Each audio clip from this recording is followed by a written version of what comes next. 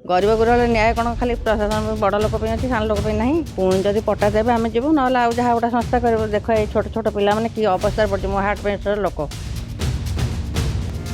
लिखित प्रतिश्रुति कार्य नहेबारु पुणी धारण बसिले पिपिली कंटी पंचायत निजिक कुरुखी ग्रामर धड़ परिवार निज पैतृक संपत्तिर हक पाई उक्त ग्रामर सुरत धड़क पूरा परिवार गत 4 दिन है पिपिली तहसिल कार्यालय सम्मुखें अहरात्र धारण देइछन्ति। मशा डाउंस वर्षा माड़ खाई उक्त परिवार से छोट छोट पिला धरी तहसिल कार्यालय सम्मुखें धारण देइथिबा बेले प्रशासनिक स्तर में परिवार को न्याय देबाई असमर्थ होइछन्ति। पूर्व उक्त परिवार को बारंबार समाधान निमंते लिखित प्रतिश्रुति मिलथिले मात्र ताहा कागज पत्र सीमित होई रहिछि। काहा चापरे पिपिली प्रशासन उक्त परिवार को न्याय देबाई असमर्थ प्रकाश करुछि। किए से बाहुबली नेता ताहाकु नै अनेक प्रश्नवाची सृष्टि हेलाणी।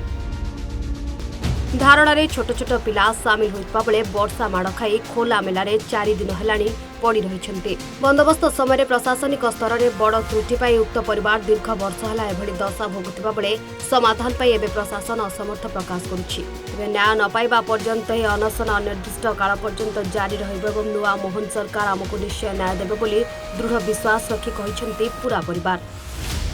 कौन जो बेनामी पट्टा से आमको पूरा आम पाइबार कथा पत्रिका संपत्ति दौना जब नौना समस्त एमती हैरान हरकत करुँच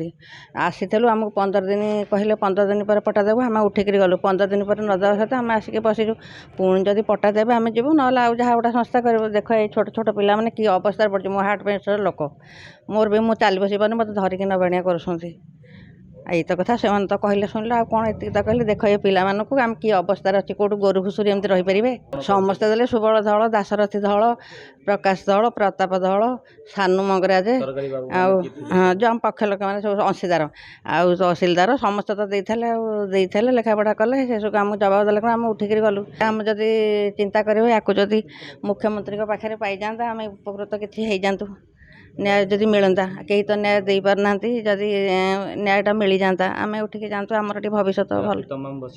राति सार बसुना ए शोबू केमती देखी पारना शोबू एथर केमती मशा पोक गरीब गुरबार न्याय कौन खाली प्रशासन बड़ लोक अच्छी सान लोक ना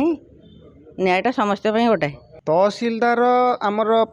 प्रकाश दल सुबल दल प्रकाश दल पूर्वतन सरपंच आजिर आत्मा अध्यक्ष पिपिली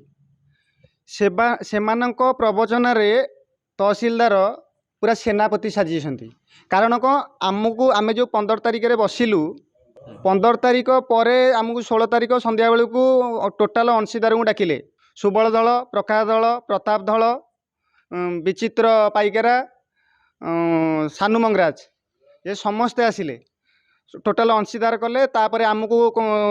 ये प्रतिश्रुति देले जे आम एगोटा 15 दिन भितर करूँ कि प्रकार आंकर मन माने भितरी संपर्क ये संपर्कटा आपड़ बुझीपारे बीजेडी कि प्रकार संपर्क आंक पाखे रही जे से कौन मझिरे काम है से कौन दिन भी आमको डाकिले से मैंने कही जे किसी बसिकी किसी समाधान करके आम पाखे आसवा आम आपंकर पेपर पत्र करूँ सब पक्ष समाधान हम एठू जीव किंतु ये कला पहाड़ सेनापति बेली काम करुँच नवकिशोर माने 3 थर रिजेक्ट कराई ये पेपर 3 थर रिजेक्ट 5टा पेपर 5टा पट्टा 1 2 3 4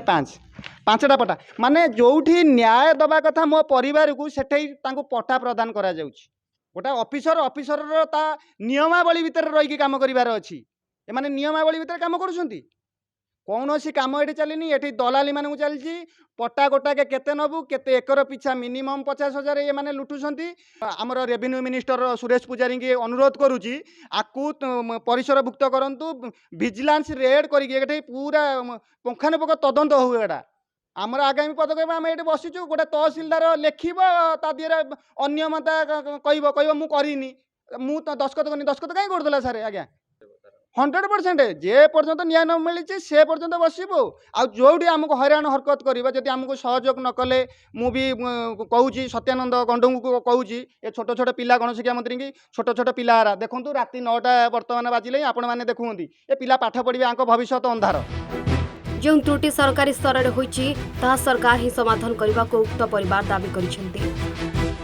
प्रशांत कुमार दीक्षित रिपोर्ट।